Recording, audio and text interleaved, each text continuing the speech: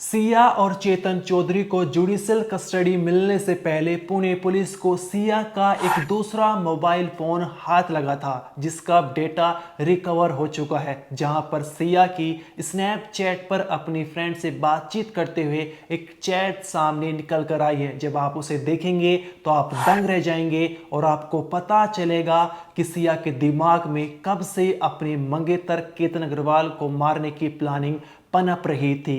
इस चैट्स पर नजर डालिए, यहाँ पर सिया और उसकी फ्रेंड में लगातार बातचीत होती रहती है और 25 मई को सिया अपनी एक फ्रेंड को दोपहर को 1:28 पर एक मैसेज करती है, जहां सिया अपनी फ्रेंड को लिखती है कि अपने आधार कार्ड के फ्रंट और बैक फोटो भेज दे वेडिंग टिकट्स के लिए। लेकिन अगली जो लाइन है वो बहुत ही महत्वपूर्ण है, जहां पर सिया लिखती है उस वेडिंग के लिए भेज दे जो वेडिंग होने वाली तो नहीं है लेकिन फिर भी भेज दे। यहां पर सिया का मतलब है, इससे ये पता चलता है कि सिया के दिमाग में कब से एक प्लानिंग पनप रही थी, वो कितनी कॉन्फिडेंस थी, उसे मालूम था कि मैं ऐसा कुछ कर दूंगी जिससे शादी टल जाएगी। अब यहां पर जो है उसकी फ्रेंड आगे 1:41 पर लिखती है, ओके मैंने व्हाट्सएप पर फोटो भेज दिए हैं। ये चैट सामने निकल कर आई है जहां पर सिया अपनी फ्रेंड से बातचीत करती हुई दिखाई पड़ रही है, जिससे पता चलता है कि वो केतन अग्रवाल को मारने की प्लानिंग उसके दिमाग में चल रही थी।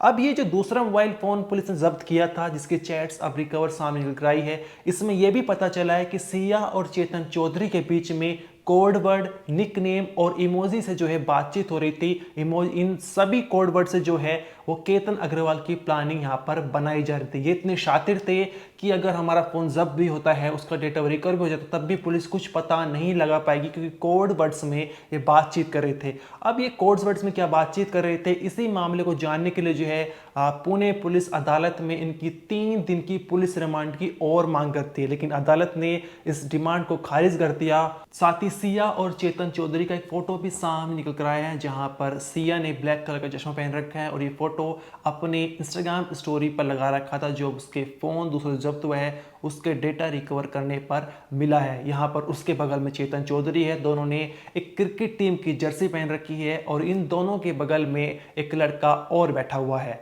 अब ये तो चलो डेटा रिकवर करने के बाद सामने निकल कर आया है, लेकिन आपने देखा होगा कि कल तमाम मीडिया में खबर चल रही थी कि जब सिया को घर ले जाया गया था तो वो जैसे ही मीडिया कैमरे को देखती है तो अपनी मिडिल फिंगर दिखा देती है, जिसको गाली के रूप में माना जाता है। अब सिया की इस हरकत को लेकर उनके पिता का बयान सामने आया है, जहां पर वो अपनी बेटी का बचाव करते नजर आ रहे हैं। वही बेटी जिसने अपने मंगेतर केतन अग्रवाल को पहाड़ी से नीचे फेंक दिया था, उसे मौत के घाट उतार दिया था। अब उसके पिता जो बचाव करते दिखाई पड़ रहे हैं वो कह रहे हैं कि मेरी बेटी की उंगली में चोट लगी हुई थी, उसकी उंगली जो है वो गाड़ी की खिड़की उसमें भिज गई थी, जिसके चलते उसका नाखून जो है नीला पड़ा हुआ था, हाथ में उंगली पर बैंडेज भी बंधी हुई थी। उस टाइम की बात है कि उसकी 2 उंगली गाड़ी के दरवाजे में थोड़ी आ गई थी, तो उसने एक हाथ पे बैंडेड बांधी हुई है और एक उसकी उंगली पूरी सूजी हुई है, उसका नेल्स भी पूरा ब्लू पड़ा हुआ है, वो भी हमने देखा है यानी कि। और सोशल मीडिया पे ये जो बात आ रही है इस घटिया तरीके से, तो ये अच्छी बात नहीं है। अब जो आपने फुटेज देखा है जहां पर वो मिडिल फिंगर दिखाती पड़ रही है, हमने उसको ब्लर किया हुआ है तमाम गाइडलाइंस के मद्देनजर रखते, क्योंकि वो गाली है, उसका उद्देश्य हम उसको नहीं दिखा सकते, लेकिन उसकी उंगली में कहीं भी जो है बैंडेज नहीं बंधी हुई थी। फिर भी ठीक है, मान लेते हैं कि उसकी उंगली में चोट थी, उसका जो नाखून था वो नीला पड़ा हुआ था, तो वो बीच वाली उंगली दिखाने की क्या जरूरत थी? क्या सिया को ये नहीं पता था कि इस मिडिल फिंगर दिखाने का मतलब क्या होता? सिया ये जानती थी और इसने मीडिया के इस कैमरों में जानबूझकर दिखाया था ताकि वो दिखाना चाहती थी कि उसे केतन की हत्या करने के बाद जरा सा भी अफसोस नहीं है, उसे जरा सी भी शर्म नहीं है। उसने न्यायपालिका, पुलिस पर, तमाम पर जो है एक तरह से उन्हें गाली दे दी थी कि मुझे कोई फर्क नहीं पड़ता है, इसलिए जो है उसने मिडिल फिंगर दिखाई थी। लेकिन ये सबसे हैरान करने वाली बात है कि उसके पिता इस हरकत को लेकर बचाव करते नजर आ रहे हैं। क्या उसके पिता ने कहा, एक बार आप वो सुनिए। अभी कुछ आधा घंटे पहले किसी को बाइट दी है मैंने, तो उनको भी यही बताया है कि वो जो सिया पे सवाल उठ रहे हैं कि वो कुछ उंगली ऐसा दिखा रही है, एक्चुअली वैसा वो कुछ भी नहीं है। जब पुलिस वेरिफिकेशन के साथ घर पे वो आई थी, उस टाइम की बात है कि उसकी 2 उंगली गाड़ी के दरवाजे में थोड़ी आ गई थी, तो उसने एक हाथ पे बैंडेड बांधी हुई है और एक उसकी उंगली पूरी सूजी हुई है, उसका नेल्स भी पूरा ब्लू पड़ा हुआ है, वो भी हमने देखा है यानी कि। और सोशल मीडिया पे ये जो बात आ रही है इस घटिया तरीके से, तो ये अच्छी बात नहीं है। अच्छी बात नहीं है। और जो भी है, अगर आपको ऐसा लगता है तो आप पुलिस वेरिफिकेशन कर सकते हैं, जो उस टाइम पे पुलिस आई थी, तो आप उनसे भी बात कर सकते हैं कि ऐसा हुआ है या नहीं है, क्योंकि पुलिस को भी मालूम है। और ये मेरे पास मोबाइल है, तो मैंने इसमें भी देखा उसकी पूरी उंगली सूजी हुई है, पूरा नेल्स उसका ब्लू हुआ है। इस तरीके से, जिस तरीके से सोशल मीडिया बात उठा रही है, वो अच्छी बात नहीं है। ये सबसे हैरान करने वाली बात है कि सिया की इस हरकत के बावजूद उसके पिता इसको लेकर बचाव करते नजर आ रहे हैं और सिया ने जानबूझकर दिखाया था, मीडिया के कैमरों में ही दिखाया था, ये साफ रूप से झलकता है। अब यहाँ पर पुणे पुलिस की बात करते हैं, वही पुणे पुलिस जो 28 जून को सिया को लोहेगढ़ किले पर क्राइम सीन को रिकॉर्ड करने लगी थी, जहाँ पर केतन अग्रवाल की डमी को उसी तरह से कपड़े बनाए थे, जीन्स और जूते जो केतन अग्रवाल ने वारदात वाले दिन पहन रखे थे, और सिया से कहा था कि तुम्हें इस डमी को उसी तरह फेंकना है जैसे तुमने केतन अग्रवाल को धक्का दिया था। अब सिया ने जो इस डमी को धक्का भी दे दिया था, लेकिन जो डमी जो है नीचे खाई में जाकर गिर गया था, उस डमी को पुणे पुलिस 3 जुलाई तक नहीं उठाकर लाती है। 28 जून 5 दिन तक जो है वो डमी उसी खाई में पड़ा रहता है। वहाँ पर हो सकता है कोई जानवर भी आ गया हो, किसी ने उस डमी के साथ छेड़छाड़ भी कर दी हो। ये एविडेंस था पुणे पुलिस के, लेकिन पुणे पुलिस इस पर जरा से भी ध्यान नहीं देती है, लापरवाह हो जाती है और 5 दिन तक जो है वो डमी वहीं पड़ा रहता है। इतने नहीं, जब ये खबर तमाम मीडिया में चलने लगी, सवाल उठने लगे, तब जाकर जो है पुणे पुलिस की आंखें खुलती है और उस डमी को उठाकर लाती है। हमारे रिपोर्टर श्री कृष्ण पांचाल 2 जुलाई को उस खाई पर गए थे, जहां पर उन्होंने कैमरे में रिकॉर्ड कर कर ये दिखाया था कि कैसे जो डमी वहाँ पर पड़ा हुआ है। आप देख सकते हैं कि जींस पहन रखी है, उसके जूते भी हैं। अब ये तमाम जो खर्चा हुआ था वो सरकारी महकमे से आता है, सरकारी पैसा है, लेकिन इसकी तो पुणे पुलिस फिक्र करती नहीं है। पुणे पुलिस इसकी भी फिक्र नहीं करती है कि ये एविडेंस जो है इस केस में अहम तौर पर साबित हो सकता है, उसकी भी जरा सी भी चिंता नहीं करती है। सिर्फ 28 जून को मीडिया को दिखाने के लिए कि हम क्राइम सीन रिक्रिएट कर रहे हैं, एक तमाशा करती है, जहां पर सिया एक तरह से धक्का देती है इस डमी को और वो नीचे कहाँ जाकर गिरता है, पुणे पुलिस इस बात के बारे में भी जानने का प्रयास नहीं करती। अब यहाँ पर ये क्राइम सीन जो रिक्रिएट हुआ था वो 28 जून को सुबह 6:30 बजे हो गया था। मान लीजिए आप किले की चोटी पर चढ़े और आपकी टीम जो है वो थक गई होगी, तो शाम के वक्त में जो है कुछ सदस्य जाकर उस डमी को नीचे खाई से उठाकर ला सकते थे, लेकिन उसके बावजूद भी नहीं गए। आप अगले दिन भी नहीं गए, आप तब गए जब तमाम मीडिया कवरेज वहाँ पर होने लगी, मीडिया के कर्मी जाने लगे और दिखाने लगे कि डमी वहाँ पर पड़ा हुआ है। हमारे रिपोर्टर श्री कृष्ण पांचाल को नीचे सड़क से और जहाँ डमी पड़ा हुआ है वहाँ तक जाने में 23 मिनट जो है कुल लगे थे। क्या इतना समय पुणे पुलिस के पास नहीं था कि वो डमी को उठाकर ले जा सकते? उठाया कब? जब ये तमाम खबरें जो मीडिया में चलने लगी। अब सवाल यही उठता है कि ये अहम एविडेंस जो है इस केस में साबित हो सकता है, जहां पर ये देखा जा सकता है कि जब सिया ने केतन अग्रवाल को धक्का दिया है, फिर डमी को धक्का दिया है, तो वो डमी कहाँ जाकर गिरा है, उसके किस अंग को जो है कौन सी झाड़ियों में जाकर फंसा, इससे अंदाजा लगाया जा सकता है। लेकिन पुणे पुलिस इस बारे में चिंता नहीं करती है। अब हमारे रिपोर्टर ने वहां पर गए थे और एक रिपोर्ट तैयार की थी, सबसे पहले आप वो देखिए। शाम के 5:23 हुए हैं और हम लोहगढ़ किले के पास है। ये जो रास्ता है आपको जो दिखाई दे रहा है वो लोहगढ़ की तरफ एंट्री गेट की तरफ जाता है और दूसरा जो रास्ता है वो जंगल की तरफ जाता है, जहां पर केतन अग्रवाल को सिया और चेतन चौधरी ने ऊपर से धक्का दिया था। आप यहाँ पर देख सकते हैं कि ये जो किला है वो दिखाई देता है, लेकिन सिया और चेतन ने क्राइम रिक्रिएशन में जो है केतन को यानी कि पुतले को एक धकेला था। उस तरफ हम जाने वाले हैं, जो डमी है वो देखने वाले हैं वहां पर है या नहीं। और पुलिस का कहना है कि वो डमी जो है वहीं पर है और हम उसी जंगल की तरफ जा रहे हैं। अब कितना दूर है वो देखने की हम कोशिश करेंगे, वहां पर जाकर परखने की कोशिश करेंगे कि ये पूरा जो मामला है और केतन को किस तरह से धक्का दिया गया था और नीचे गिरने के बाद उसकी हालत कितनी गंभीर होगी ये देखना पड़ेगा। आप यहाँ पे देख सकते हो कि ये जो लोहगढ़ का किला है वो दिखाई दे रहा है। कम से कम 300 से 400 फीट ऊंचा है और ये पूरा पहाड़ी इलाका है। चलो आगे हम देखते हैं ये डमी किस तरफ है।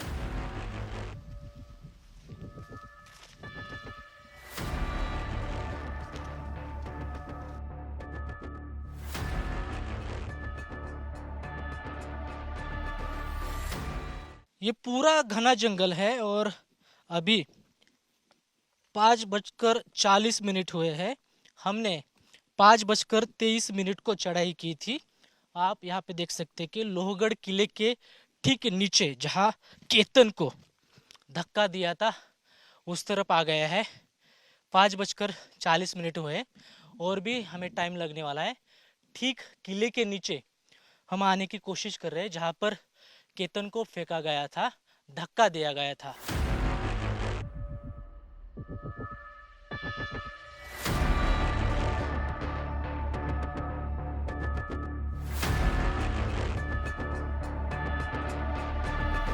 केतन अग्रवाल को सिया और चेतन ने इसी लोहगढ़ से मतलब 300 से 400 फीट ऊंचाई से धक्का दिया था, इसी ऊपर से यानी लोहगढ़ से।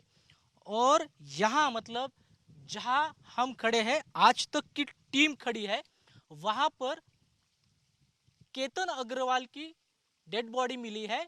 और ये जो परिसर है आपको दिखाई देगा कि ये पूरा जंगल है और अभी फॉग है। और जो क्राइम रिक्रिएशन सीन किया गया था, सिया हो या चेतन हो, उन्होंने जो डमी को जिस डमी को धक्का दिया था वो डमी अभी हमारे सामने है। यहाँ पे देख सकते हैं ये डमी है और ऊपर से धक्का देने के बाद दो चोटियों पर केतन हो या फिर ये डमी हो उसको मार पड़ी थी और उसके बाद ये नीचे आया है।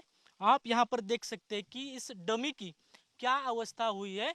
और उसी तरह मतलब आप सोच लीजिए केतन अग्रवाल की क्या हालत हुई होगी और किस क्रूरता से जो है सिया हो या चेतन हो उन्होंने धक्का दिया था। और देखिए एक बार फॉग चला गया है, ये लोहगढ़ है और उसकी चोटी है, ऊपर से पानी गिर रहा है, नीचे पूरा जंगल का एरिया है, यहाँ पर खड़े रहने के लिए भी जगह नहीं, हवाएं तेज है। तो आप सोच सकते हैं कि केतन अग्रवाल के साथ क्या हुआ है। और अभी यहाँ पर जो डमी है वो लोनावाला ग्रामीण पुलिस ने जो है यहाँ से लेके नहीं गए। मतलब ग्रामीण पुलिस क्या इन्वेस्टिगेशन कर रही है, ऐसे जो सवाल है वो खड़े हो रहे हैं। सिया गोयल और चेतन चौधरी को 16 जुलाई तक जुडिशल कस्टडी में भेजा गया है और इस मामले में पुणे पुलिस जो है वो अदालत से ये एक तरह से पुलिस रिमांड की 3 दिन की ओर मांग कर रही थी, जहां पर उनका कहना था कि कुछ डेटा रिकवर हुआ था जहां पर सिया और चेतन जो है कोड वर्ड्स में एक तरह से केतन अग्रवाल की मर्डर की प्लानिंग कर रहे थे। अब कोड वर्ड्स इनका क्या मतलब निकलता है इसको जानने के लिए हमें 3 दिन की और पुलिस रिमांड चाहिए थी, लेकिन अदालत ने मना कर दिया। साथ ही चेतन चौधरी के वकील का भी ये कहना है कि तमाम ये पॉइंट्स पहले भी जो है पुणे पुलिस की तरफ से उठाए गए थे और 12 दिन का जो समय दिया गया था पुलिस रिमांड का वो बहुत ही काफ़ी होता है और इससे आगे जो अदालत ने समय नहीं दिया है।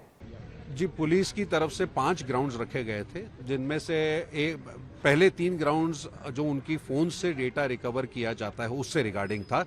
पुलिस का ये कहना था कि कुछ डेटा रिकवर किया गया है लेकिन उसमें सिमेंटिक्स यूज़ किए गए हैं या कोई वर्ड्स यूज़ किए गए हैं जो उन्हीं को पता है कि उसका मतलब क्या है, तो उन्हीं को बिठा करके उनके सामने से पूछताछ करनी है।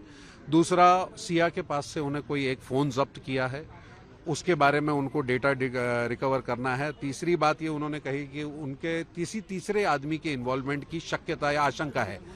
अगर हमारी आर्ग्यूमेंट बस यही थी कि अगर ऐसा कुछ भी होता है तो 12 दिन की पुलिस कस्टडी इन सारे कामों के लिए बहुत सफिशिएंट थी, पर्याप्त थी। अब उनको और पुलिस कस्टडी ग्रांट करने के लिए कोई भी कारण कोर्ट के सामने रखा नहीं गया है और कोर्ट ने इस बात को मानते हुए उन्हें जुडिशियल कस्टडी में रिमांड किया। आपने एक एप्लीकेशन भी कोर्ट में दिया है जी, उसमें क्या था और आपने क्या मांग की? जी, हमने जो एप्लीकेशन रखा है उसमें चेतन को जब गिरफ्तारी की गई थी तो उस गिरफ्तारी के अंदर की जो कुछ इरेगुलरिटीज थी उसको मद्देनजर रखते हुए एक इलीगल डिटेंशन डिक्लेयर करने का एक अर्जी हमने दी हुई है। उसके ऊपर प्रोसिक्यूशन का से मेहरबान कोर्ट ने कॉल किया है। जब इस पर से आ जाएगा, कल के लिए रखा है, तो कल इस बात पर बहस होगी कोर्ट में, तब हम उसके बारे में ज्यादा बता पाएंगे। पुलिस से ये बात सामने आई थी कि पॉलीग्राफिक टेस्ट भी करने के लिए तैयार है। इस पे आपके आरोपी की तरफ से सहमति दी गई थी जी। उस बात को लेकर के क्या अदालत में देखिए, सहमति पॉलीग्राफ या नार्को एनालिसिस टेस्ट जैसी इन्वेजिव टेस्ट के लिए सहमति पुलिस कस्टडी से नहीं दी जाती है। कानून उसको मानता नहीं है। Selvi versus state of Karnataka law बहुत क्लियरली लेड डाउन है कि अगर ये देनी है तो जुडिशियल ऑफिसर के सामने वॉलंटरीली दी हुई जो कंसेंट है उसी को कंसेंट माना जाएगा। ऐसे कंसेंट को कंसेंट नहीं माना जाता। ये बात जब सामने रखी गई है तब खुद इन्वेस्टिगेटिंग ऑफिसर ने उस एप्लीकेशन को पीछे ले लिया। वो ऐसी कोई टेस्ट नहीं करना चाहते। सर, एक आखिरी सवाल, अब जेल कस्टडी में चेतन गए हैं, कानूनन लड़ाई आगे आपकी कैसी होगी? अदालत में अब जमानत के लिए दरवाजा खुल जाए ऐसी कोशिश नहीं? देखिए, ये तो अब उनके परिवार वालों के साथ बैठ करके हमें सलाह मशवरा करना पड़ेगा कि अभी लगाया जाए नहीं लगाया जाए। हाल फिलहाल में जैसे हमने कहा कि एक एप्लीकेशन जो लगी है उसमें क्या आगे निकलता है, उसको देखते हुए फिर आगे की बातें हम डिसाइड करेंगे। Thank you so much.